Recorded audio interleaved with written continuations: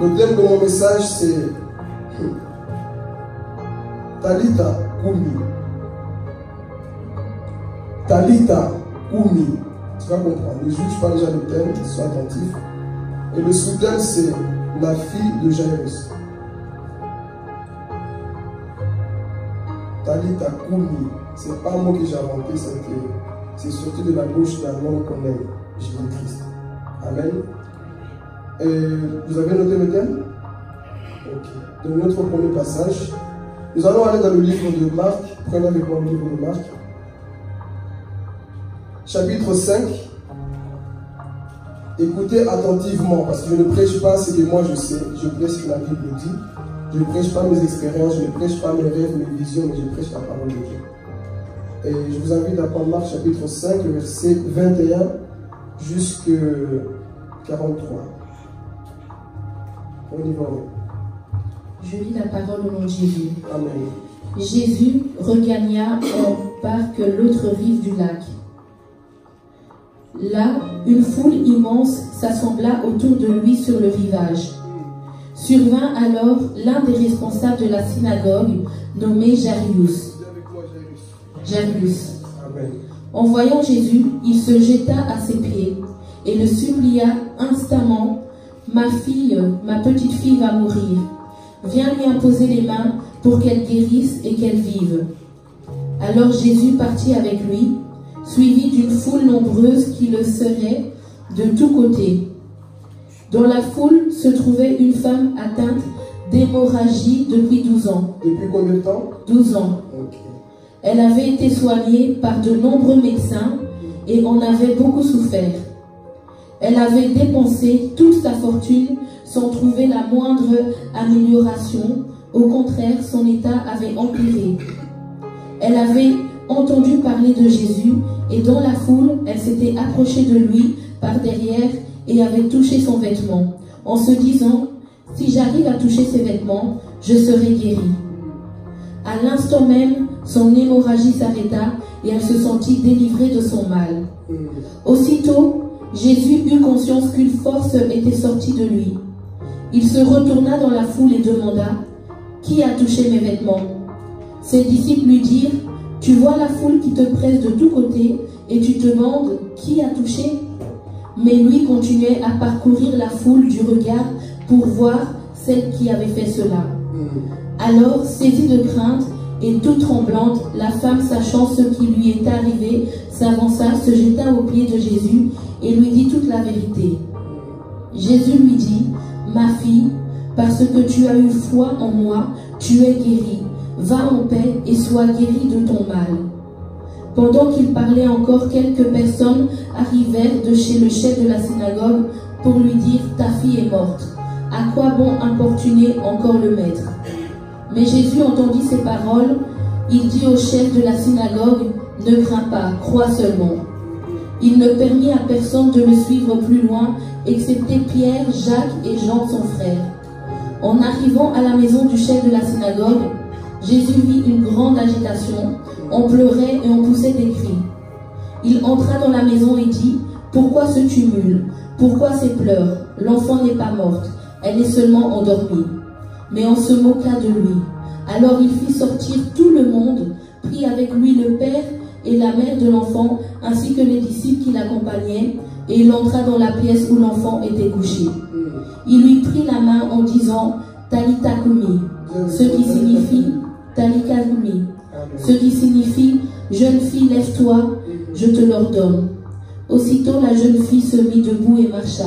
Elle avait environ 12 ans. Tous furent frappés de stupeur. Merci, Jésus leur recommanda instamment de ne raconter ce miracle à personne et il leur dit de donner à manger à la jeune fille. Amen. Est-ce qu'on peut acclamer la parole de Dieu? Alléluia. Tu as bien suivi le texte. Si tu as bien suivi, tu vas déjà comprendre le message. Et ceux qui aiment la Bible savent déjà de quoi je vais parler. Et j'ai déjà prêché plusieurs fois de cette histoire. Mais comme je dis toujours, la Bible, c'est un livre de vie. Chaque fois que tu le lis, tu reçois de nouvelles révélations. Amen. Et ce matin, je comprends beaucoup de choses que Dieu a mis dans mon cœur afin que je puisse vous partager ce que j'ai compris. Dans un premier temps, on voit Jésus arriver quelque part. Si on se rappelle bien, Marc chapitre 5, il nous parle de cet homme aussi qui était possédé, qui était à Gadara. Cet homme avait combien de démons? 2000 démons. Et Jésus l'a délivré, il enlevé toutes ses chaînes, il a sorti de ce cimetière là où il était. Et Jésus délivre cette personne. Et Jésus est en train de marcher.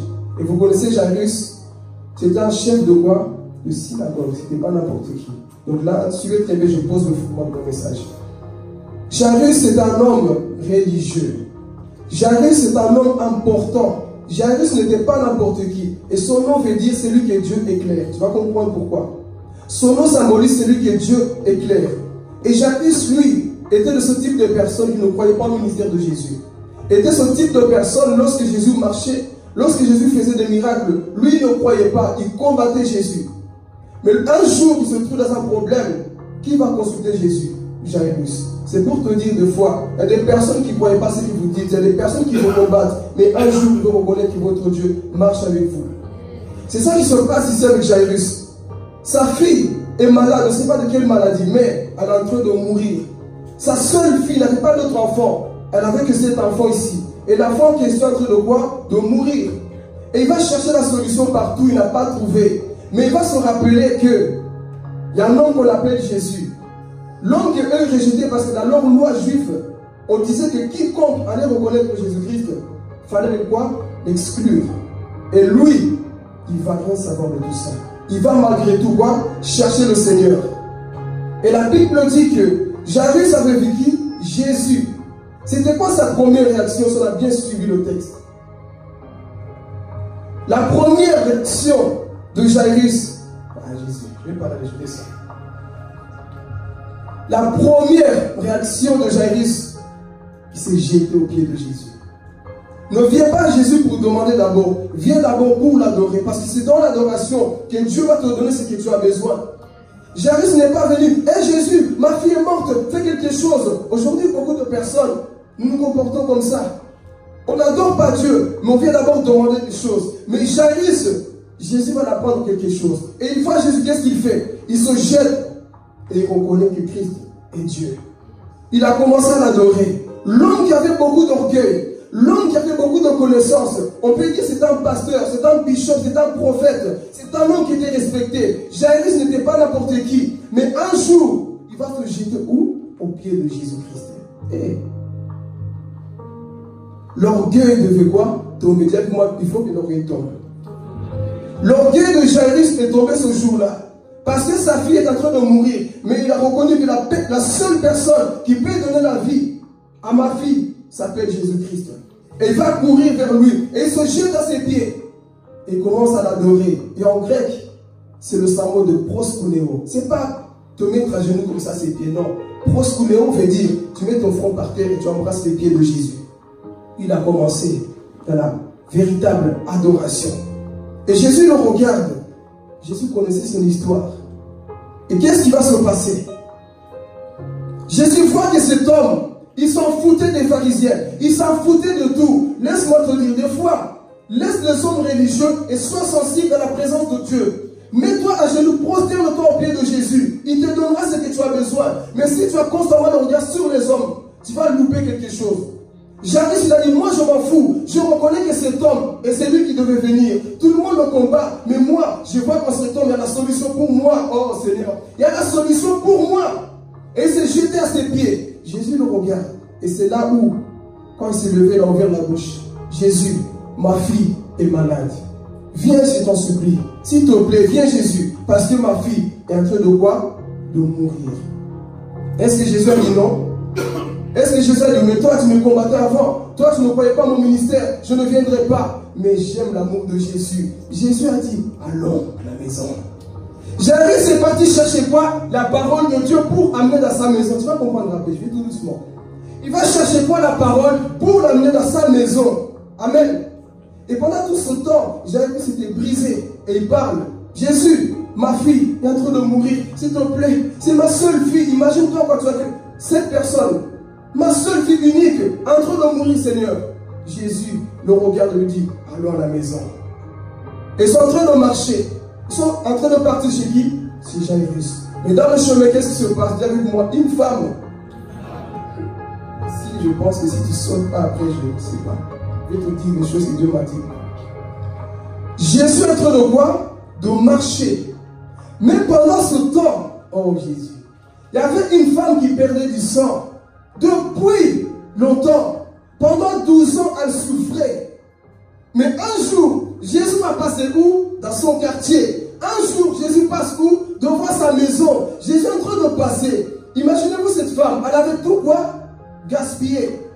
On a même escroqué, si on peut dire ça. Mais la femme, elle n'a pas perdu la foi. Laisse-moi te dire, ne perds pas la foi parce que tu as tout essayé. Essaye encore Jésus-Christ.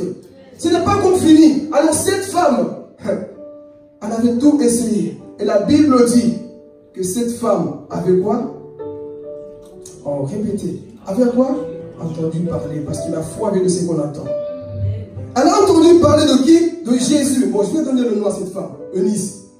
Quelqu'un va te dire, Eunice, Jésus qui guérit les malades est en train de passer. Eunice, habille-toi. Tu es faible aujourd'hui, mais aujourd'hui c'est ton jour. Eunice, habille-toi. Apprête-toi. Le Jésus qu'on dit qu'il ouvre les yeux des aveugles est en train de passer. Eunice, mets tes habits. Fais-toi belle. Allons-y à l'église. Oh Jésus. Eunice, prépare-toi. Et la femme est en train de se préparer. Et l'homme qui est parti annoncer la parole, l'homme a communiqué la foi en lui. C'est pour te dire, quand tu parles à quelqu'un, mon frère, tu dois communiquer la foi dans la vie de la personne. Ne communique pas la mort, mais communique la foi dans la vie de celui qui t'écoute. Amen. C'est ça la vie chrétienne. Quand tu parles, tu communiques une vie. Alors cet homme lui dit, écoute, Jésus est en train de passer dans ton quartier. Ne reste plus dans ton problème. Ça fait 12 ans que tu souffres. Mais il y a un homme qu'on appelle Jésus. C'est lui qui est descendu du ciel et sur la terre. Tu as beaucoup souffert. Maintenant, lève-toi. Allez, Eunice, habille-toi. Et je vois cette Eunice, la femme, elle s'appelle pas Eunice, mais c'est déjà rentré. C'est pour que tu comprennes. Je vois cette femme Eunice. C'est bon, ah bon? Jésus dit rien quoi? Il dit, écoute, cet homme-là, il a mis de la boue sur les yeux de quelqu'un. Et puis il a dit, Ephrata, il a vu les yeux des aveugles. Tu te rappelles du paralytique là? Lui qui était malade, là, 38 ans. Oui, je connais. Alors Jésus l'a guéri. Et toi, ça fait que 12 ans, lui c'était 38 ans. Alors tu crois que Jésus ne peut pas t'aider? Eunice, lève-toi, allons-y vers Jésus. Et je vois cette Eunice remplie de foi, remplie de puissance pour aller où? Vers Jésus. Est-ce que la femme est venue avec des doutes? Non. La femme est venue avec la foi. Pourquoi? Parce que Romains 8:17 nous dit quoi? La foi vient de ce qu'on attend. Et ce qu'on attend vient d'où? De la parole de Dieu. Donc à chaque fois que tu communiques la parole de Dieu à quelqu'un, tu es en train de lui donner une vie. Oh, à chaque fois que tu communiques la parole, tu es en train d'augmenter la foi de quelqu'un. Tu ne parles pas en vain. Même si tout le monde dans la foule ne parle pas, mais il y a quelqu'un qui écoute la parole. Oh Jésus, il y a quelqu'un qui écoute la parole de Dieu. Parce que la foi est en train d'entrer en lui. Alors Eunice, on voit que la foi est en train de grandir.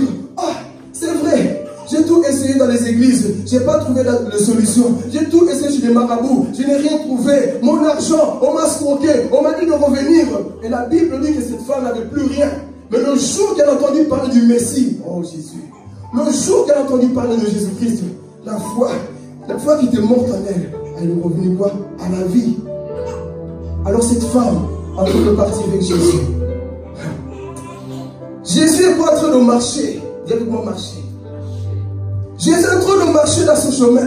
Mais la femme, elle vient. Et ce que j'aime l'expression, c'est que la Bible dit, la femme se disait en elle-même, si je touche le vêtement de cet homme,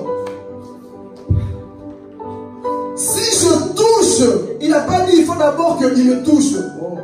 Il faut que moi je touche d'abord. Pourquoi? Parce que nous sommes dans une génération là où on veut d'abord voir pourquoi. Mais à l'homme de la foi, crois avant de voir. Amen. Ne sois pas de ce type de personne. Il faut d'abord que je vois. Tu es un religieux. Laisse-moi te parler ce matin. Tu es un religieux. Un homme de foi n'a pas besoin de voir d'abord. Il croit avant de voir. Qui est-il ce matin? Celui qui croit, celui qui voit d'abord. Le type de Thomas que nous allons voir après. Des Thomas, ce sont des personnes qui doutent. Il faut d'abord que je vois pour que je croie. Incrédule, plus. Mais cette femme, elle a dit, si je touche seulement, je serai guéri. On voit l'attitude. Elle venait avec une foi déterminée de toucher le Seigneur. Elle n'a pas dit, bon, on verra ma foi, là, j'ai tout essayé, mais allons-y seulement à l'église, on verra. Quand tu viens à l'église, viens avec une soif de toucher le Seigneur. Quand tu viens, même quand tu prêches pour tout ce que tu fais, dis-toi dans ton cœur, Seigneur, moi je vais pour te toucher, pas pour toucher les hommes. C'est pour te toucher toi, Seigneur. Alors cette femme, la foi était là en elle. Elle est en train de marcher vers Jésus. Et sa foi était déjà quoi? Active en elle. Elle dit, si moi je touche cet homme, parce que dans l'ancien temps, on savait que dans les habits d'un sacrificateur, il y avait l'autorité. Et cette femme connaissait l'autorité dans les habits de Jésus. Elle connaissait l'autorité d'un sacrificateur. Elle a dit, non, j'ai jamais entendu, écoute ça, j'ai jamais entendu quelqu'un être guéri parce qu'il a touché le bord de son vêtement. Mais un homme spirituel sait comment faire descendre la gloire de Dieu. Un homme spirituel, il sait comment toucher son amoureux. Il sait comment toucher Jésus-Christ. Elle n'avait jamais entendu ça. J'ai jamais vu dans la Bible avant quelqu'un être guéri parce qu'il a touché le bord de vêtement. Mais cette femme, elle va être la première. Elle perdait du sang pendant longtemps, mais elle voit Jésus. Elle dit, si je touche seulement, elle a reconnu l'autorité d'un sacrificateur, Jésus-Christ. Je vais toucher son vêtement. Et lorsqu'elle est partie avec toute sa foi, qu'est-ce qui s'est passé? Jésus est en train de marcher. Jésus marche dans son quartier. Et ce matin, Jésus marche dans ton cœur. Est-ce que tu peux accepter cette parole? Jésus est en train de marcher. Et la Bible dit que la femme, elle va quoi? Arrêter Jésus. Il le touche. Et Jésus, et si je vais parler, Jésus est obligé de quoi? De s'arrêter. Écoute cette pensée. Dans la Bible, je n'ai jamais vu le diable arrêter Jésus. Je n'ai jamais vu un péché arrêter Jésus. Même la mort, elle a essayé, mais au bout de 3 jours, la mort, on laisse cette personne. La mort n'a pas arrêté Jésus. Ni les démons, ni quoi que ce soit, n'ont pas arrêté Jésus. Mais le toucher d'une femme faible a arrêté Jésus qui marchait. Oh Seigneur. Je vais répéter ça. Dans la Bible, je ne vois pas la mort arrêter Jésus. Ni les démons, ni les sorciers. Personne ne l'a arrêté. Mais le toucher d'une femme a arrêté Jésus qui est en train de marcher. Jésus est en train de marcher, mais qui m'a touché? Je suis obligé de m'arrêter. Parce que quelqu'un m'a touché. Est-ce que par ta foi, tu peux arrêter le Seigneur qui est en train de parler ici? Tout le monde le touche, mais toi, est-ce que tu peux faire arrêter que Christ te dise non, ici, tout le monde me touche, mais ici, il y a quelqu'un qui ne touche pas comme eux tous. Cette femme, elle a arrêté Jésus, qui est quoi? En train de marcher. Et pendant que Jésus était là en train de marcher, il dit non, quelqu'un m'a arrêté ici. Alors Jésus va appeler quoi? Cette femme. Qui m'a touché? Dis avec moi, qui m'a touché? Qui m'a touché? Mais Pierre il parle, mais Jésus, le gars là, ça va pas. Tous les gens le touchent. Lui il pose la question, qui m'a touché? Jésus parle, non. Tout le monde dit Amen. Mais il y a quelqu'un qui dit Amen, mais qui touche mon cœur quand il dit Amen. Parce que je sens que dans son Amen, il y a la foi pour ma parole. Oh, ils sont beaucoup, ils sont plusieurs. Mais il y a quelqu'un qui n'est pas comme eux tous. Jésus, tu ne comprends pas qu'il y a beaucoup de monde dans ce lieu. Toi, tu dis qu'il m'a touché. Non, Pierre, tu n'as rien compris. Il y a quelqu'un qui m'a touché. Et la Bible dit que tout le monde bousculait Jésus. Tout le monde poussait Jésus. Mais elle a touché. Je vais parler. Est-ce que tu es le type de chrétien qui vient à l'église pour pousser Jésus ou pour toucher Jésus? Amen. Est-ce que tu viens pour le pousser, le bousculer, ou tu viens, Seigneur, moi je te touche? Parce que beaucoup de personnes aujourd'hui, ils ne touchent plus le Seigneur. Ils le bousculent. Seigneur, donne-moi une voiture, donne-moi une maison. Là, tu bouscules Jésus. Seigneur, je vais de temps en temps à l'église. Là, tu le bouscules. Seigneur, moi je veux le matériel. Là, tu le bouscules. Tu le presses comme toute la foule. Jésus vous voit, nous voit tous. Mais Jésus veut savoir, veut voir qui me touche réellement. Est-ce que tu es le type de personne qui bouscule Jésus ou tu es le type de personne qui touche Jésus-Christ? Alors on voit, Jésus parle, qui m'a touché? Et cette femme, elle a touché quoi? Le cœur du Père. Le Père était quoi? Réjoui. Alors Jésus l'appelle, qui m'a touché? Rappelez-vous que la femme, on avait donné le nom de quoi? De la femme qui perdait du sang. Pourquoi Jésus appelait cette femme en public? Vous pensez que Jésus ne savait pas? Il le savait, il est Dieu, il savait qu'il avait touché. Mais pourquoi Jésus va appeler cette femme devant la foule? C'est pour l'honorer. C'est pour l'honorer parce qu'on la connaissait comme quoi? La femme qui perdait du sang. Mais Jésus va l'appeler. Jésus va lui dire, c'est toi qui m'as touché. Aujourd'hui tu t'appelles maintenant ma fille. Tu ne t'appelles plus malade. Oh Jésus. Tout le monde disait que cette femme, elle s'appelle la malade.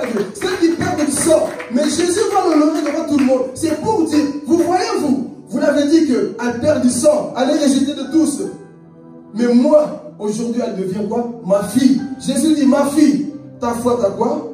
T'a sauvée. Pourquoi? Parce que cette fille, cette femme, elle avait la foi en Christ. Et Jésus l'appelle devant tout le monde pour montrer à tout le monde. Tu vois, moi je t'ai guéri. Tu n'avais peut-être pas de nom, mais aujourd'hui tu as un nom grâce à moi, parce que tu as reconnu mon autorité. Et cette femme, elle avait maintenant un nom. Son temps est arrivé. Jésus l'a honoré. C'est pour te dire, quel qu'il soit, peu importe le temps que ça prend ton problème, c'est pour te dire que Christ est en train de venir. Jésus revient. Tu vas peut-être d'autres personnes recevoir avant toi. Oh, je vais te parler. Dieu arrive dans ton chemin. Ne désespère pas parce que son Dieu, il arrive sur ton chemin. Jésus est en train de venir. Il marchait. C'est pour te dire encore. L'homme a son horloge. Dieu aussi a son quoi? Horloge. Et laisse-moi te parler. L'horloge des hommes, on peut la réguler. Mais l'horloge de Dieu, on ne la régule pas. Elle avance toujours en ta faveur. L'homme change souvent les heures. Ah, il faut reculer. Ah, il faut avancer. Et du coup, on ne voit pas le temps. Le temps est compliqué. Ça, c'est le temps des hommes. Mais lorsque Christ vient en toi, tu vivras ce qu'on appelle le kairos de Dieu. Le temps de Dieu sur ta vie. Amen. Cette femme, elle a attendu le temps. Mais le jour que Christ s'est manifesté, elle a vécu ce qu'on appelle le kairos de Dieu. Le temps favorable de Dieu. Amen. Les hommes reculent les heures. Mais Jésus, son nom ne recule pas. Elle avance toujours en ta faveur. On voit que malgré tout ce temps-là, Jésus est venu lui donner ce qu'elle avait perdu pendant 12 ans. Et la femme était quoi? Restaurée. Pourquoi? Parce qu'elle avait quoi? La foi. Amen. Elle avait la foi en son Dieu. Et pendant tout ce temps, qu'est-ce qui se passe? Jésus est en train de marcher. Rappelez-vous, Jésus part quelque part. Jésus part chez qui? Il est en train de marcher. Chez vous, Jairus. Et je vois Jairus. Jésus, tu dois venir chez moi. On y va. Ma fille est en train de mourir et toi tu fais quoi des miracles ici? Allons vite. Je vois Jairus en train de pleurer. Vite Jésus, ma fille unique est en train de mourir. Jésus, calme-toi. Jésus n'arrive jamais en retard. Il est toujours là il faut et quand il faut. Jésus n'est jamais en retard. Et pendant tout ce temps, il y a des personnes qu'on appelle les annonceurs de mauvaises nouvelles. Il y a une personne qui vient dire à Jairus, Jairus, Tika, laisse tomber, ta fille est morte. Ton Jésus, tu vois, il s'occupe toujours des autres et ta fille, rien. On l'a dit à Jairus, ta fille est quoi? Morte. Jairus, on annonce la mauvaise nouvelle. Jairus, arrête d'embêter Jésus, ta fille est morte, laisse tomber, arrête de prier, c'est bon, fini, acabo, laisse tomber ta fille, il faut l'enterrer. Je vois Jairus avec des larmes en train de pleurer. Jésus, tu vois, il fallait faire vite, il fallait te dépêcher. Tu as perdu ton temps de cette femme qui perd du sang. Et ma fille maintenant quoi? Morte. Mais ce que j'aime au verset 36, Jésus dit, ah, tu dois te mettre dans la peau de Jésus. La Bible dit, sans tenir compte de ce qu'il disait, Jésus a dit quoi à Jairus? Crois seulement. Ça c'est mon verset favori quand je travaille avec moi compliqué. Sans tenir compte de ces paroles, Jésus parle, ne crains point, crois seulement. Hey, ça active la foi en toi ce verset. On vient te dire que tout est fini, mais Jésus lui dit non, laisse tomber. Sans tenir compte, dans la vie de foi, tu dois oublier tout ce que les hommes te disent. Parce que la foi c'est ça.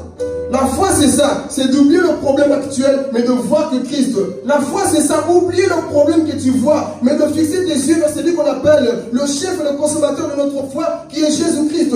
Fixe tes yeux vers lui et tu auras tout simplement ta solution. Amen. Parce que nous sommes aujourd'hui dans un monde là où on nous décourage beaucoup. On n'encourage pas assez les gens. Quand on voit le monde, beaucoup se suicident, beaucoup partent, ça ne va pas. Pourquoi? Parce qu'on n'encourage pas. On les tue encore. Amen. Alors une personne est venue et a dit, Jairus, laisse tomber, ta fille, elle est morte. Et Jésus lui dit, Jairus, ne crains point, crois seulement, ta fille, elle n'est pas morte. Je vois peut-être de l'espoir en lui, ils sont en train de marcher. Ils sont en route vers le chemin de qui? De Jairus. Et la Bible dit, Jésus est en train de marcher. Mais j'aime la Bible parce que la Bible donne des précisions. Donne-moi précision. Et ici je vais parler aussi. La Bible dit que Jésus est avec qui? Pierre, Jacques et Jean. Pourquoi Jésus n'a pas pris tous les 12? Il a pris que Pierre, Jacques et Jean. Je peux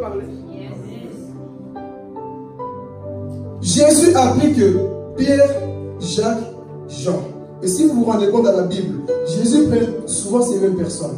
Lorsqu'il est parti de la montagne de transfiguration, il a pris qui? Pierre, Jacques et Jean. Quand il a dit venez prier avec moi, il a appelé qui? Pierre, Jacques et Jean. Allez dans la maison de Jairus, qui encore? Pierre, Jacques et Jean. C'est pour te dire, qui sont tes Pierre, Jacques et Jean dans la vie? Qui sont ces personnes qui t'encouragent à aller dans la mission? Ces personnes qui ne te découragent pas, mais qui ont la même foi que toi. Ah Jésus. Ces personnes qui ont la même foi que toi, qui croient comme toi, qui ont la même foi que toi, qui ne doutent pas, qui croient malgré tout. Est-ce que nous avons ces personnes? Non. Pourquoi? On veut trop se mélanger dans la foule. On veut être comme tout le monde, madame, monsieur, comme tout le monde. Mais Jésus a dit, moi, c'est vrai, je n'ai pas de préférence. Mais quand il s'agit d'une mission sérieuse, je sais qui prendre. Et il faut que tu apprennes aussi à être comme ça dans la vie. Ce n'est pas parce qu'on est tous chrétiens que tout le monde est gentil, bon, on y va. Non. Tu dois discerner qui peut t'encourager dans ta foi. Si toi tu mets la foi en quelque chose, que l'autre doute, n'y va pas avec lui. Et un jour, il y a un homme qu'on appelle, ce que j'aime beaucoup, cet homme, Smith le soir, il devait aller prier pour une personne qui mourait à l'hôpital. Phase finale, la personne est en train de mourir. On lui a dit, monsieur, venez prier pour mon enfant, il est en train de mourir. Et il a fait l'erreur de prendre un homme qui doutait. Ils arrivent là-bas, ils sont en train de prier. Et depuis la prière de son collègue pasteur, Seigneur, voilà, reçois-la dans ta gloire, il est en train de mourir. Il s'est arrêté de prier. Et il a dit, oh, moi j'ai senti une sainte colère. Moi je suis venu avec une foi que la fille va être guérie. Et lui dit déjà les adieux. Il a dit non, pasteur, vaut mieux sortir, laisse-moi seul dans la chambre. Il a commencé à prier, il a posé les mains. Il a dit que la fille a commencé à prendre la forme. La fille est revenue à la vie. Pourquoi? Parce que lui, il est venu avec une foi que la fille allait quoi? Revivre. Mais il y a des personnes qui doutent. Des douteurs aujourd'hui, des Thomas. Voilà pourquoi Jésus n'avait pas pris Thomas, parce qu'il savait si je prends Thomas, lui, il doute. Parce que lui, dès qu'il verra la lampe de la fille, oh Jésus, non. Ça, c'est sérieux, Jésus. Faut pas guérir, c'est fini, c'est mort. Ça, c'est des Thomas, ils doutent comme ça. Quand tu marches dans la vie, prends des personnes qui vont t'encourager dans ta foi, dans ta marche. Si tu n'as pas ces personnes dans ta vie, tu n'iras jamais loin. Parce qu'on dit souvent, seul tu iras loin, mais à plusieurs, tu iras encore plus loin. Pourquoi? Parce que tu as des personnes qui t'encouragent dans ta marche avec Dieu. Mais ces personnes, ce n'est pas toute la foule. Tu dois les sélectionner. Faire la sélection, ce n'est pas mauvais. Tu dois tout simplement voir qui doit marcher avec toi dans la vie. Mais malheureusement, au nom de chrétiens, je prends tout le monde, on y va. Et puis, c'est eux qui doutent. C'est eux qui font que les choses ne marchent pas dans ta vie. Amen. Alors on voit Jésus, il est en train de marcher. Il marche. Il arrive devant la maison. Dis avec moi, maison. Il arrive devant cette maison. Les gens en train de pleurer. Oh, l'enfant est parti. Tout le monde est dans la tristesse. Là, Jésus voit. Lorsque Jésus a ouvert la bouche, l'enfant n'est pas mort. Elle dort. Ils ont fait quoi? Ils ont acclamé? Ils ont quoi? Ils ont rigolé. Le fou ce Jésus-là. Quelqu'un qui est mort depuis hier, là, depuis il n'y a pas longtemps. La personne en pleure, les médecins sont venus. Ils ont examiné le corps. Tout est fini, il n'y a plus rien qui respire ici. Lui dit que l'enfant n'est pas mort. Votre prophète là, vos pasteurs là, vos bishops là, il ne faut pas les croire. Mais un homme de foi s'en fout du physique. Un homme de foi s'en fout du monde physique. Lui, il voit l'invisible. Oh Jésus. Un homme spirituel, il voit l'invisible. Il savait que cet enfant n'était pas mort. Moi, j'ai déclaré une parole que cet enfant n'est pas mort. Mais les incrédules qui étaient là, ils rigolaient. Ah Jésus, non, reste dehors toi. Et qu'est-ce que Jésus va faire? Ici, je vais parler pour 3 raisons. Jésus va faire quoi? Il les met dehors. Dis avec moi, mets-les dehors. Dehors! Vous qui vous moquez toujours des choses, vous qui ne croyez pas, dehors de ma maison. Ils sont sortis. Et si je veux parler, vous savez que dans la Bible, la maison peut symboliser quoi?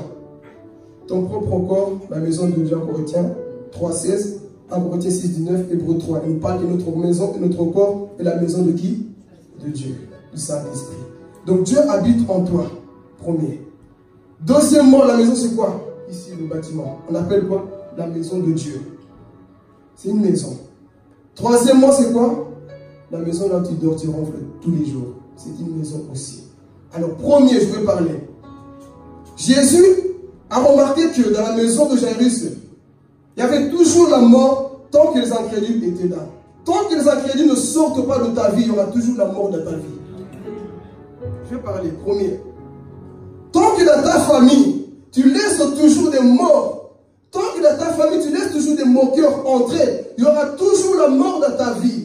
Amen. Beaucoup de vies aujourd'hui ont été détruites à cause de quoi? On fait rentrer tout le monde dans notre maison et c'est eux qui font que les choses ne marchent pas. Je vais parler. C'est eux qui font que les choses ne marchent pas dans la maison. Combien de jeunes filles, je donne même le témoignage, combien de jeunes filles aujourd'hui sont abusées parce que leur tonton est venu d'Afrique, c'est lui qui a pris les seins des femmes dans la maison. C'est lui qui a pris les fesses de femmes. Pourquoi? Parce qu'on accepte tout le monde dans la maison. Quand tu acceptes tout le monde, sache qu'il y aura toujours la mort. Il faut discerner. Tu es gentil, ok, mais ne sois pas bonbon. Ne laisse pas les gens t'amadouer. Amen. Parce que non, je prie, Jésus a dit l'hospitalité. Ah là, continue. Un jour, tu vas déjà au Dieu qui va détruire toute ta famille. Dans ta maison, fais sortir ces personnes. Et un jour, j'étais en train de parler. Une soeur qui disait, écoute, mon oncle abusait de moi. Une personne qui venait d'Afrique. Et la nuit, il partait guetter dans la chambre. Commençait à prier les saints. Commençait à faire des choses bizarres. La mort sera toujours dans ta maison. Tant que tu n'apprendras pas le temps de discerner. C'est eux qui viennent. Pourquoi? Parce qu'au nom de l'hospitalité, nous sommes gentils. Tout le monde a rentré chez nous. Non, faites attention. Des fois, c'est eux qui abîment la mentalité des enfants. Quand toi, tu n'es pas là, il fait quoi avec ta fille à la maison? Quand toi, tu n'es pas là, il fait quoi avec ton fils à la maison? D'autres, ils étaient initiés à cause de quoi? De la sorcellerie. Des gens qui viennent d'Afrique, qu'on met dans nos maisons, sans savoir qui ils sont. Oh non, parce qu'il y a une Bible. Il y a une Bible. Qui t'a dit c'est la Bible? Faites attention. Oh non, parce qu'il parle bien. Il parle bien. Oh Jésus. Faites attention parce que beaucoup de familles ont été détruites à cause de ça. On fait rentrer tout le monde. Bienvenue. Ta maison, ce n'est pas, comment on appelle ça, un hôtel. Ce n'est pas un hôtel, là, tout le monde vient. Tu dois discerner. Amen. Alors, on fait rentrer n'importe qui. Tout le monde vient. Fais ces marmailles, comme on dit. Frère, tu me connais. Les marmailles, dans votre langue, on dit. Vous faites des bêtises comme on veut. Pourquoi? Parce qu'au nom de la gentillesse, tout le monde doit être là. Non. Discerne qui peut rentrer chez toi. Parce qu'un jour, tu vas trouver le tonton que tu as fait rentrer en train de faire des choses à ta femme ou à ta fille. Pourquoi? Parce qu'au nom de la gentillesse. Tant que tu ne mettras pas ces personnes dehors, il y aura toujours la mort dans ta maison. Et Jésus a compris que l'enfant est toujours mort, c'est parce que les incrédules, ils sont là. Les méchants, ils sont là dans la maison. Dans ta maison, qui entre constamment? Pensez-vous que moi, je vais laisser un voyou que je ne connais pas très bien parce qu'il prie, soit dans la maison et moi je pars, je laisse ma femme avec toi? Non, je vais te donner des coups d'abord. Comment ça? Je ne te connais pas très bien, viens dormir chez moi et moi je vais au travail, toi seul avec ma femme. Non, là je vais donner des coups de boule de Zidane. Non, je te donne coup de boule. Je te laisse seul avec ma femme. Non. Même si on dit que l'amour ne soupçonne pas, là je vais soupçonner. Je ne te connais pas assez. Amen. Donc tu n'as pas le droit de rentrer comme... Je dois d'abord vraiment savoir qui tu es. Mais aujourd'hui, beaucoup de sorciers sont infiltrés dans nos maisons. Pourquoi? Parce que, au nom de la gentillesse, fais rentrer n'importe qui. Et continue de faire rentrer les gens comme ça. Et un jour, Rachel connaît bien l'histoire de ma famille. Mon père avait cette habitude. Tous les tontons qui venaient du Congo, Matadi, mais je ne sais pas quoi, allaient venir à la maison. Et tous ils venaient à la maison. Ils dormaient à la maison. Tous ils venaient. Et un jour, il y a un tonton là. Comment ça fait les avances à ma soeur? Commence à la prier, commence à toucher, les attouchements, commencez. Pourquoi? Parce qu'on fait rentrer n'importe qui. Et très souvent, c'est eux qui abîment la mentalité des gens, comme j'ai dit. C'est eux qui montrent la pornographie aux enfants. Quand toi tu n'es pas là, tu ne sais pas ce que le tonton fait. Quand toi tu quittes la maison, tu ne sais pas. Pourquoi? Parce qu'on fait rentrer qui? N'importe qui dans nos maisons. Et ce tonton-là a commencé à vouloir tripoter ma soeur. Et le jour qu'elle m'a dit, j'ai dit à mon père, dehors! La personne est partie. On l'a mis dehors. Pourquoi? Parce qu'elle avait des mauvaises intentions. Tous ceux qui viennent chez vous n'ont pas de bonnes intentions. Tu dois savoir, tu dois connaître qui est cette personne. C'est quoi son but? C'est quoi sa mission? Parce que si tu es trop naïf, continue comme ça. Le diable va dire, hey, on a trouvé une proie facile là-bas. Il faut envoyer tous les secondiers là-bas. C'est l'hôtel 5 étoiles pour les démons. Allons là-bas. Amen. Donc fais attention qui tu fais rentrer chez toi. Soyez vigilants. Surtout à ce temps de la fin. Pour les enfants, il y a des personnes qui viennent avec des choses mystiques. Pour les enfants, qui viennent dans nos maisons pour envoûter les enfants. Des fois on dit, mais non, c'est rien. Ça c'est le chrétien de la loi. Lui c'est, non, la Bible dit que les sorciers ne te touchera pas. Ne te touchera pas, qu'il ne veille pas. Ça c'est le chrétien de la loi. Et ils sont comme ça, non, moi je suis de la parole de Dieu, je suis comme ça. Le sorcier ne peut rien me faire. Qui t'a dit ça? Si tu ne veilles pas, sache qu'il peut avoir des conséquences. Alors c'est ça qui s'est passé. On fait rentrer tout n'importe comment dans nos maisons. Est-ce que dans ta maison, tu prends le temps de discerner qui entre chez toi? Discerne, ne laisse pas n'importe qui venir. Parce que tu es une maison, le temple de Dieu. Donc ça, c'est le premier point. La maison qui entre constamment chez nous. Parce que si vous parlez bien avec des jeunes, beaucoup de jeunes vous diront, mon tonton a essayé, ma tante là, a essayé, telle personne a essayé. Parce qu'aujourd'hui, le monde, c'est comme ça. Donc fais attention qui tu fais rentrer chez toi. Amen. Tu peux avancer? Deuxième point, ta propre vie est une maison aussi. Ah, ici, je sens que je vais pas. Ta propre vie est aussi quoi? Une maison. La Bible dit que ton corps est le temple du Saint-Esprit. Si souvent dans ta vie, tu stagnes, il y a toujours la mort, c'est parce que tu as accepté quelqu'un qui te pourrit la vie. Tu as accepté quelqu'un qui t'empêche d'avancer avec Dieu. Tu as accepté des choses en toi, une personne, des gens qui t'empêchent d'avancer. Qui est entré dans ta vie aujourd'hui qui t'empêche d'avancer avec Dieu? Parce qu'au nom de la gentillesse aussi, on accepte tout le monde dans notre vie, dans notre cercle d'amis. Non, tu dois aussi discerner avec qui tu dois traîner parce qu'il y a des personnes qui ont le but de quoi? De vous détruire. Amen. Tout le monde n'est pas là pour votre avancement et les personnes qui viendront pour vous détruire. Combien de gens aujourd'hui étaient détruits? Parce que non, j'aime cette personne et quand on arrive le soir, vous savez ce qu'on appelle Snapchat là. Beaucoup de choses se passent là-bas.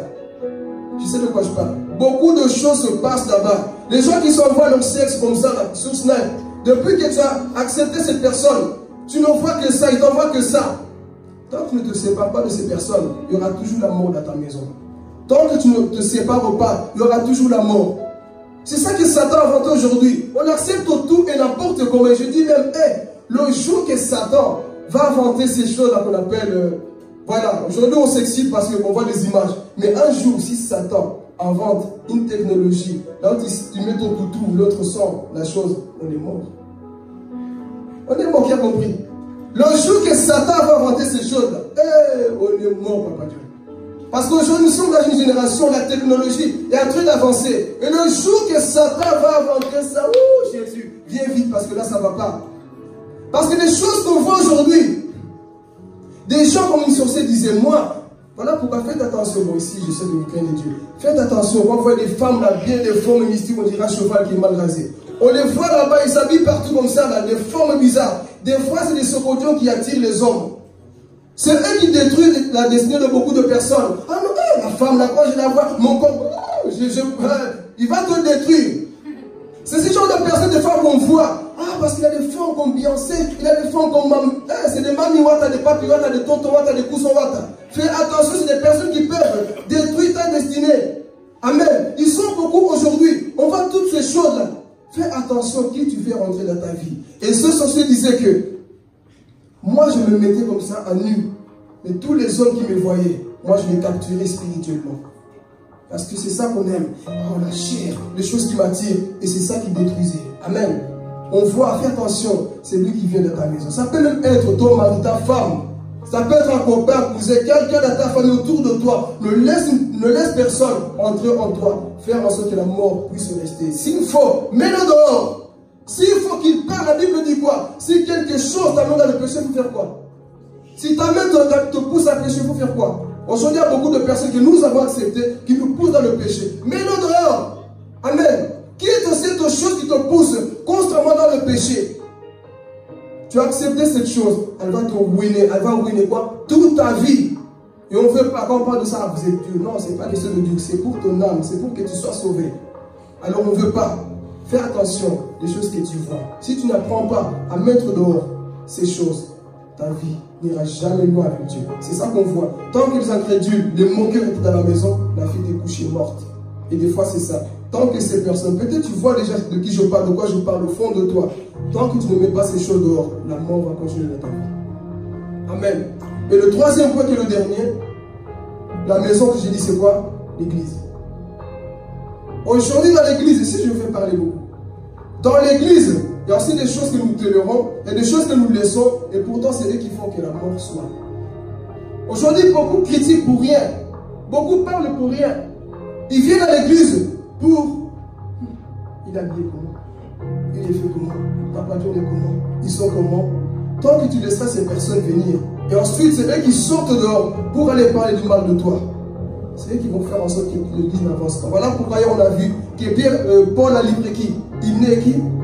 Alexandre à Satan. Il y a des personnes dans nos églises, il faut aussi des fois livrer certaines personnes à Satan. Depuis 1902, tu as l'église, tu ne changes pas. À un moment donné, il faut te livrer. Parce que des fois, l'église n'avance pas à cause des accords. C'est toi qui livres le secret. Pourquoi? Parce qu'on a accepté que tout le monde puisse être dans la maison. Et tant qu'on acceptera toujours, c'est toi qui abîmes l'église. Ah, quand tu vois la femme du pasteur, il y a la femme du pasteur. Moi, ça te plaît, je fais. Donc, c'est toi qui es devenu le Saint-Esprit de la femme du pasteur. Pourquoi l'habiller comme ça? Regarde sa vie. Donc, toi-même, tu es devenu le Saint-Esprit de la personne. Pourquoi Papa John s'est marié avec cette femme-là? Pourquoi frère Philippe? Regarde, déjà, ils ne vont pas bien ensemble. Tu vois, lui, comme ça dit comme ça, sa femme, ça dit comme ça, Papa John, ça dit comme ça. Aujourd'hui, il y a des personnes comme ça dans nos églises. C'est eux qui amènent la mort. Je vais parler, je peux parler. C'est eux qui amènent la mort dans les églises. Ils sont toujours là calculés. Quand je vois frère Philippe à la tête d'Aurélie, il ne faut pas bien ensemble. On regarde la couleur de sa chemise, ça ne va pas bien. Tu es qui, toi? C'est toi qui es là quand j'ai payé la dot? C'est toi qui donne des bisous? C'est pas toi, donc c'est moi qui ai payé le prix. Pourquoi c'est toujours nous qui voulons? On devient des juges dans les couples de gens. Non, moi je vois que toi tu penses, tu vas te marier toi aussi? Non, je pense qu'il doit marcher comme... Qui es-tu, toi? C'est ça les gens qui amènent la mort. Et ensuite, quand ils vous disent, quand ils vous critiquent, ma copine, quand j'ai vu le frère Philippe là, moi, il ne faut pas bien ensemble avec la sœur Aurélie. Pourquoi? Attends, parce que lui, tu vois, on commence à créer des histoires. Et tu penses que tu construis une église comme ça? Quand tu communiques une mauvaise pensée à quelqu'un, il aura quoi? Une mauvaise pensée. Quand il te verra, il dira, je le vois comme la personne m'a décrit. Voilà pourquoi je dis, on va respecter les gens en fonction de ce que toi tu dis sur la personne. Si tu dis qu'il y a du négatif sur la vie d'Aïcha, quand je verrai Aïcha, je vois négatif, négatif. Et aujourd'hui, il y a beaucoup de personnes comme ça que nous avons acceptées dans nos églises. C'est eux qui détruisent l'église. Pourquoi? Parce qu'ils ont toujours un mauvais jugement. Ils ne sont jamais contents. Ils ne viennent pas à l'église avec une soif de toucher le Seigneur. Mais c'est eux qui amènent la mort. Ils n'ont jamais de bonnes nouvelles. Ils écoutent une prédication ici. La seule chose qu'ils vont retenir, le frère, non, tout ce qu'il a dit là, moi. Oh, mais il a comme dit une parole qui t'encourageait, non? Non, mais il y a toujours des non, mais non. Mais qu'est-ce que tu as compris à l'église? Non, le frère il crie beaucoup. Le frère, en plus, quand il parle, on dirait son français, on dirait qu'il veut des matins. On ne comprend pas son français. Tout ce que tu as retenu, c'est ça. Il n'y a même pas le nom de Jésus qui t'a béni. La seule chose que tu as retenu, non, ce frère-là, Papa Dieu là, non. C'est tout ce qu'on retient. Et comment veux-tu avancer à avoir la vie en toi? Ne sais-tu pas que les critiques détruisent la vie? Ne sais-tu pas que les jugements la détruisent la vie? Et on est à l'aise depuis longtemps, depuis qu'on parle, parce que c'est comme ça. On est à l'aise. On laisse ces choses nous tuer. Dans nos églises, faisons attention à qui nous faisons entrer ici. Faisons attention à qui se tient ici. Parce que très souvent, le diable n'est pas loin. Très souvent, le diable est à côté. Au travers d'une personne qui a des mauvaises intentions. Et ce matin, je parle. Tu as quelle pensée pour ton église? Si tu fais toujours un mauvais rapport de ton église, sache que tu as encore la mort en toi. Je vais parler. Si c'est toujours toi qui salis le nom de ton église, parce que Papa Dieu m'a dit une parole qui ne m'a pas plu, et tu commences à dévoiler toute sa vie dehors parce qu'une parole ne t'a pas plu. Tu n'es pas un homme, tu es un socolien au sorcier, assassin. Ah, le frère Philippe m'a mal parlé. Moi, ces églises, c'est ton église, non? Et tu t'assois avec des personnes qui sont en train de critiquer ton église. Moi, votre église, moi, de toute façon, moi, je ne vais plus. Moi, votre église, quelle votre église? Et je dis toujours, si une personne ne peut pas être un exemple pour toi, n'écoute jamais ses critiques. Si une personne n'est pas modèle de foi pour toi, tout ce qu'il dit, même si c'est vrai, je te regarde comme ça. Je ne vais pas te suivre. Toi, tu critiques mon pasteur, sois un bon pasteur pour que je te suive. Toi, tu critiques mon frère, sois un bon frère, une bonne soeur pour que je te suive. Mais il n'y en a pas. On veut plus critiquer, rabaisser, pourtant nous ne sommes pas exemplaires. Non, il faut arrêter. Et nous avons accepté trop ces choses dans nos églises. Et tant que ces choses ne partent pas, la mort sera toujours dans notre maison. Amen. Voyez tout ce qui se passe aujourd'hui au milieu de nous. C'est parce qu'on a accepté les moqueurs, les gens qui détruisent nos églises. Et tant qu'on n'a pas cette maturité-là, on n'ira jamais loin avec Dieu. On va toujours être avec des moqueurs. Ah, leur église là, non, ça ne va pas. Tu dois des fois dire, allez, ça suffit maintenant. Quand tu t'assois avec une soeur qui vient toujours te rapporter le passé de quelqu'un, ne l'écoute pas. Quand tu t'assois avec les gens qui viennent toujours te rabaisser, ne l'écoute pas. Ceux qui parlent du mal de vos femmes, de vos enfants, de vos frères, ne les écoutez pas. Quand tu participes à ça, tu es complice. Et tu es destiné à aller où? En enfer. Tu es destiné à aller en enfer. Pourquoi? Parce que tu participes au péché d'autrui. Quand quelqu'un vient, fais comme cet homme, j'aime beaucoup. Lui, il disait que moi, quand on rapportait des mauvaises choses, je faisais ça. J'ai rien entendu. Mais nous, des fois, on est là. On est bien, des fois. Qui n'aime pas les critiques? Il y a des personnes, tant qu'il n'a pas critiqué, on dirait qu'il n'a pas mangé. Je dois aussi juger et critiquer. Je dois entendre parler. On vient te rapporter quelque chose. Tu écoutes, et tu prends plaisir à ça. Tant que tu ne prends pas la bouche, tu n'es pas content. Des fois, ferme la bouche, dis rien.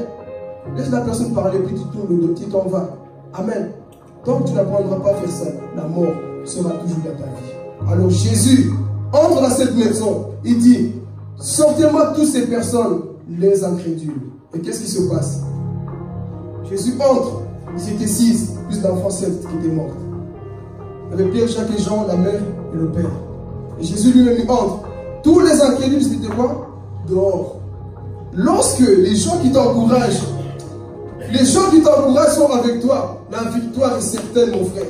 Lorsque tu marches avec des personnes qui ont la même vision que toi, tu iras loin avec Dieu. Voilà pourquoi dans la vie, aime être avec des personnes qui croient en toi, aime être avec des personnes qui t'encouragent. Amen. Parce qu'aujourd'hui, il y a trop de douteurs.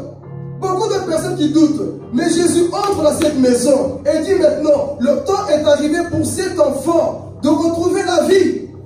La foi était couchée morte.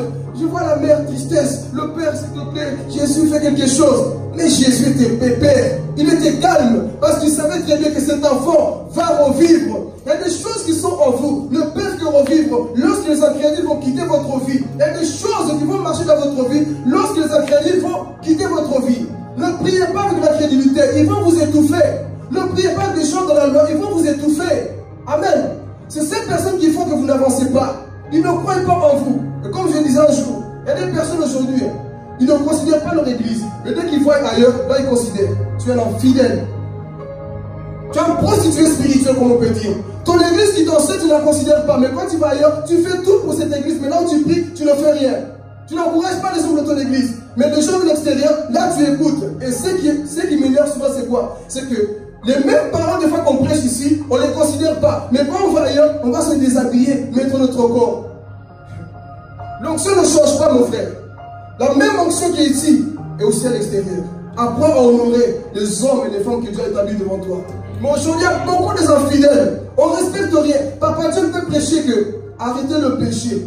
Tu dis pas même. Mais là-bas, un pasteur, parce qu'il vient des États-Unis, oh, praise the Lord, arrêtez le péché. Parce qu'il prêche comme ça, parce qu'il sort. Là, tu dis, ah, ça c'est ça que tu dois écouter. Non. La même parole qui te dit, arrête le péché. C'est la même parole qui te dit, arrête le péché. C'est la même chose. Mais malheureusement, aujourd'hui, on veut les sensations. Quand on prophétise, là tu roules par terre. Oh, je donne mon argent, je donne tout. Et c'est là que je vais parler. C'est là après on commence à donner des choses mystiques. Donc quand on t'escroque, tu viens pleurer. Papa Dieu, moi si j'étais pas. Le jour où on va voir des fidèles, nous trouver parce que là-bas, moi escroqué. Premièrement, mets-toi à genoux. Moi, Papa Dieu, gogo d'abord. Gogo d'abord. On t'enseigne ici, tu ne respectes pas, tu n'écoutes rien. Et tu vas là-bas parce que tu penses que là-bas c'est le ciel. Hein? Le ciel c'est là-haut. Tu vas là-bas parce que là-bas quand on prêche, je sens que mes cheveux marchent, je sens qu'il y a des choses. C'est la même parole quand on prêche ici. La Bible est la Bible. Cette Bible-là est la même. Elle ne change pas. Le même Saint-Esprit, nous l'avons. Mais des fois, qu'est-ce qui se passe? De voir des fidèles comme Dathan pour Abiram. On ne respecte plus rien. La même parole qu'on prêche, on ne veut jamais la respecter. Et pourtant, c'est la même. Parce que là-bas, pasteur, de qu'on attend, béni est venu. Là, tu vas jeûner même pour son arrivée. Un grand prophète va venir. Là, tu vas dans tous les magasins. Tu vois déjà comment tu vas t'habiller. Mais pour ton église, tu ne vois pas comment tu vas t'habiller. Tu mets ton pyjama, c'est bon, je vais. Mais quand c'est un grand prophète, parce que là, tu entends peut-être que ton mariage est là. On va te prophétiser le mariage, donc tu te fais belle. Qui sait qu'un jour ton homme peut venir ici? Tu ne sais pas. Mais s'il vient te trouver toujours la baffe qui est là, oh, je te ferai Philippe qui proche comme d'habitude. Et il te voit comme ça, va te négliger. Parce que tu te négliges toi-même. Des fois, Dieu va te... Je vais parler. Des fois, Dieu fait exprès pour te briser ton orgueil comme Jairus. Parce que très souvent, on pense que la solution est au Congo. Non. La solution ici, des fois. Mais à cause de l'orgueil, l'aveuglement, on fait quoi? On pense que la solution est où? Ailleurs. Alors que la solution est ici devant toi. Mais on ne prend pas en considération. À partir d'aujourd'hui, apprenons à honorer l'huile qui coule ici.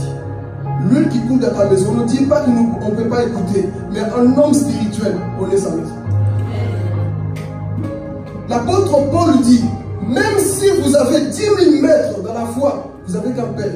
C'est moi qui dis même, c'est moi qui vous ai engendré dans le Christ.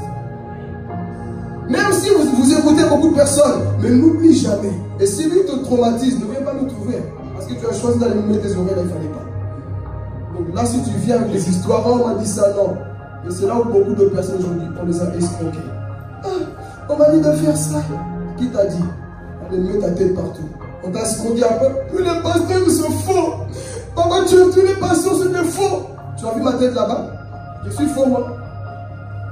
Oh, tous les pasteurs, moi, je quitte l'église. De toute façon, je ne prie plus. Moi, les églises, c'est fini. Pourquoi? Le pasteur là-bas, il m'a demandé des choses. Il voulait coucher avec moi. Moi, les hommes de Dieu, c'est fini. Tous les hommes de Dieu sont faux. Tu as fait le tour du monde. Tu es parti voir ma tête aussi écrit Philippe faux. C'est toi qui cours de gauche à droite pour rien.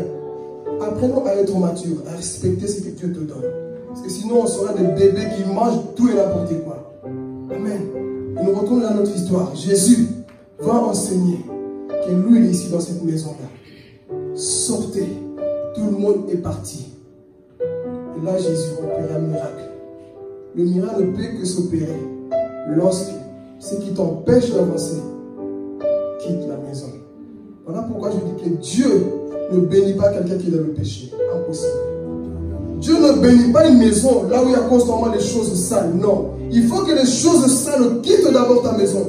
Il faut que les choses qui t'empêchent quittent d'abord la maison. À ce moment-là, Dieu va déposer sa grâce sur toi. Mais des fois, on refuse. On est trop sûr de nous. Non, Seigneur, moi, ma vie, ça va. Ok. Tant que tu ne sors pas cette chose qui t'empêche, la mort sera toujours là, dans ta maison. Mais Jésus dit, mettez tous les incrédules dehors. Ils sont tous quittés. Est-ce que quelqu'un résistait? C'est pour te dire, même si les hommes résistent, tu as le droit de te fâcher, une sainte colère. Si la personne ne veut pas lâcher ta vie, il te complique la vie, il ne veut pas que tu avances avec Dieu, que ce soit ton père, ta mère, ta femme, ton mari, tes enfants, dis écoute, moi je vais pour le royaume, tu ne veux pas, quitte là, moi j'avance vers mon Dieu. Mais malheureusement, on a peur de mettre certaines choses dehors. Quand je dis dehors, je ne dis pas que tu dois le jeter dans la Meuse. C'est pas de toi. Et toi, concentre-toi pour ton Dieu. Mais des fois, on a peur. Non, je vais être accroché à lui. Alors, tu veux vivre le miracle. Tu dois mettre ces choses dehors. Alors Jésus avance vers l'enfant. Et regarde l'enfant. Jésus a dit que l'enfant dormait. Et le regarde. Je vois les parents, c'était là. Papa, surtout les femmes, les mamans. Quelque chose. Jésus était là, il voulait faire quelque chose. Et le papa un peu charismatique des fois. Jésus fait quelque chose. Jésus est là, il va faire quelque chose. Je vois que c'est Dieu la main de chérie là. Chérie, regarde l'enfant. Jésus s'approche et regarde. La parole vient devant toi. Il envoie sa parole pour. Et ça, c'est le verset préféré de moi, Chantal. Il envoie sa parole pour guérir. Il arrive. Regarde l'enfant. L'amour pour nous, c'est fini pour tout. Mais pour un homme spirituel comme Jésus-Christ, adore. Il dit, l'enfant, elle n'est pas morte. Adore. Et regarde. Talita, Komi. Revient à la vie. Talita Komi, ce n'était pas son nom. C'est une expression qu'ils utilisaient à l'époque. C'est-à-dire que quand on disait ça, ce n'était pas pour faire du boucan, de crier. Talita Komi, c'était juste pour dire enfant, lève-toi. Ce n'était pas pour faire des efforts. Et Jésus, pour enseigner que moi, oh Jésus, pour enseigner que moi je suis la résurrection, il va utiliser le mot qu'eux ils aiment. Talita Komi. Et l'enfant vient à la vie. C'est pour enseigner que moi, je ne suis pas comme vos médecins qui disent que c'est fini. Moi, je suis le médecin des médecins, le médecin de vos âmes. Là, on dit que c'est fini. Moi, je suis le médecin de vos âmes. Là, vous étiez mort. Moi, je viens pour te dire, Talita Koumi, change la vie, lève-toi.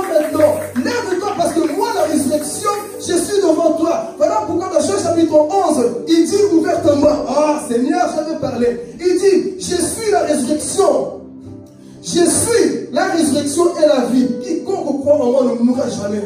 Celui qui croit en moi ne mourra jamais. Pourquoi? Parce que quand tu mets ta foi en lui, tu ne mourras jamais, mon frère. Les pécheurs, ils meurent dans l'enfer. Mais pour un chrétien, même si ton corps physique est allongé par terre, tu vis toujours dans le Père. Alléluia. Même si tu es mort, les gens te pleurent. Réjouis-toi, parce que l'Apocalypse dit, heureux les morts qui meurent en Christ. Ah, Jésus. Heureux ceux qui meurent en Christ. C'est ces personnes qui sont sauvées. Alléluia. La résurrection vient devant toi. Lui qui n'a pas connu la mort, comme j'aime dire, la mort n'a pas tué Jésus. La mort n'a pas avalé Jésus. La mort a avalé Abraham, Moïse, toutes ces personnes, elles étaient morts. Mais lorsque la mort est partie à la croix, la mort est partie. Et je vais aussi te tuer comme j'ai fait depuis la jeunesse jusqu'à maintenant. Jésus sur la croix. La mort vient. Jésus dit, pas ici. Ici, moi, c'est pas toi qui vas me tuer. Et quand la mort fait demi-tour, Père, entre tes mains, je mets mon esprit. La mort ne l'a pas eu. Pourquoi? Parce que c'est lui-même qui a donné sa vie. Alléluia. Aucun homme ne l'a fait. Mais lui, il donne sa vie de son propre gré. Pour l'amour qu'il a pour toi et moi, il a donné sa vie. Amen. Ça, c'est Jésus-Christ. Voilà pourquoi je l'adorerai tous les jours. Voilà pourquoi j'aime ce Dieu. Lui, il a donné sa vie. Et la mort a dit, quel est ce type d'homme? Je ne peux pas la voir. La mort est partie. Il a fait demi-tour. Voilà pourquoi on dit qu'il a vaincu la mort. Mon Jésus a vaincu la mort. Et lorsqu'il est parti devant cette femme, cette fille, Talita Koumi, les démons dans le monde spirituel. Talita Koumi. Cette voix, ce n'est pas la voix de frère Philippe. Cette voix, ce n'est pas Papa John. Ce n'est pas un simple homme. Cette voix-là, Talita Koumi, non. Je vois les démons de mort, l'esprit de mort, en train de trembler. Cette voix-là, non. C'est la voix du Créateur. C'est la voix de Jésus-Christ qui est là pour te parler. Lorsque la voix de Dieu parle, sorcier ou démon ou maladie ou péché, tous doivent fléchir les genoux. Tous doivent fléchir les genoux devant le nom de Jésus-Christ. Et je vois cette scène pendant que la fille était couchée par terre là. Oh, elle était couchée comme ça là. Dans le monde spirituel, ils ont entendu la voix de celui qu'on appelle je suis la résurrection. Ils ont entendu la voix de Jésus-Christ. Et je vois l'esprit de mort dire, envoyez-la, elle ne nous appartient pas. C'est pour te dire que quand tu es en Christ, la mort va te vomir. Alléluia. La mort te vomira parce que tu appartiens à Jésus-Christ. Voilà pourquoi il est important de demeurer dans la parole de Dieu. Parce que lorsque tu demeures, même quand tu es malade, même quand tu es malade, tu n'as pas peur de mourir. Mais malheureusement, aujourd'hui, il y a des chrétiens. Dès qu'il y a un mot de tête, ma cousine est morte aussi de mot de tête. Peut-être c'est moi. On commence à douter, on n'a plus la foi. Ma tante m'a dit que la fille va monter, je ne sais pas combien, mais elle est morte. Et moi, ça commence aussi à monter, peut-être c'est moi. Je vais parler. Un chrétien qui aime Dieu, même lorsqu'il est devant la mort, pour lui c'est des louanges. Pour lui c'est l'adoration. Parce que c'est le temps d'aller voir, c'est lui qui m'a créé. Moi je ne pleure pas comme le monde. C'est ton temps de mourir. Et le monde dit, mais toi tu vas mourir, mais c'est toi qui m'évangélise. Ah Seigneur, toi tu vas mourir, mais c'est toi qui m'encourage. Tu sens rien? Je ne sens rien, je vois le Père. Voilà pourquoi Étienne, pendant qu'on le lapidait, le monde était là. Oh Étienne, tu meurs. Mais Étienne voyait quoi? Étienne voyait quoi? Il voyait la gloire de Dieu. Un chrétien voit la gloire de Dieu avant de mourir. Alléluia. Tu dois voir la gloire de Dieu. On voit cet homme Étienne. On le lapide, des cailloux. Boum. Mais il ouvre les yeux spirituels. Il voit la résurrection. Il voit la résurrection des bois à la droite de qui du Père. Mon serviteur, bien joué. Mon serviteur, tu n'as pas abandonné la foi. Bien joué. Parce que tu as connu la résurrection. Et cet homme est parti au ciel. Amen. Et c'est ça que Jésus veut pour ses enfants. Et cet enfant qui était là, dans le monde spirituel, ils ont entendu que cette voix-là, ce n'est pas n'importe qui. Lorsque le Créateur parle, tout le monde doit obéir.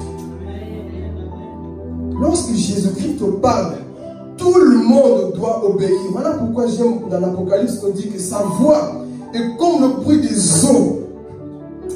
Sa sa voix, c'est comme le bruit des eaux. Lorsqu'il parle, il y a une puissance dans cette voix-là. Et la mort était obligée de redonner la jeune fille. Talita, Koumi. La jeune fille revient à la vie. Je vois la joie des parents. Vous voyez, je vois Jésus dire, vous voyez, ça fait quoi de me faire confiance? Vous voyez qu'est-ce que ça fait de mettre sa confiance en Dieu? Vous m'avez fait confiance, votre enfant est revenu à la vie. Imaginez-vous, vous allez faire confiance aux marabouts, aux hommes. Mais Jairus a dit, moi je laisse les pharisiens, je vais courir vers Jésus. Son adoration a amené la solution dans sa maison. C'est pour te dire que ton adoration va ramener la solution à la vie dans ta maison. Là où les hommes étaient perdus, là où les hommes ne croyaient plus, Jésus-Christ, lorsque tu amènes la parole en toi, il amène la vie. Alléluia. C'était ça Jairus, il avait compris. Il est parti, les choses ont duré. Mais, quel que soit le temps de la durée, quel que soit le temps, Jésus n'est jamais en retard. Quel que soit le temps, Jésus arrivera là où tu as besoin de lui. Les pompiers viendront toujours en retard. Les policiers viendront toujours en retard. Moi, je serai en retard. Mais lui, il n'est jamais en retard. Il est dit dans le psaume, invoque-moi, je te répondrai au jour même, à l'instant même. Il te répond. Les hommes prennent du temps pour te répondre. Mais lui, il est toujours au moment favorable. Même s'il ne te répond pas pour le moment, dis-lui, Seigneur, tu sais pourquoi, mais moi, je t'adore. Je m'incline tout simplement. Amen. Alors cette jeune fille-là revient à la vie. Elle a été sauvée. Parce que les parents ont mis leur confiance en qui? En Jésus-Christ. Une personne qui place sa confiance en Jésus ne sera jamais déçue.